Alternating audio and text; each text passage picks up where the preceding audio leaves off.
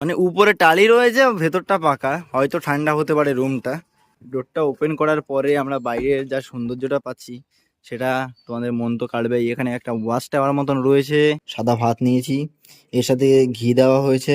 এখানে রয়েছে বেগুন ভাজা, এখানে আলু পটলের একটি তরকারি রয়েছে, ডাল, আর এখানে মাছ এবং চাটনি। ইনি হলেন আমাদের মহানায়ক উত্তম কুমার। ও বাবা, পুরো বসঞ্জিতের মতো একটু হাই করে দিয়েছে। আমরা এখন চলে এসেছি এই পুকুর পাড়ে, কারণ এখানে মাছ ধরা হচ্ছে। বিকেল থেকে চাইলে তোমরা এখানে মাছ ধরতে পারো। এই দেখো, এখানে কাতলা মাছ ধরা হয়েছে।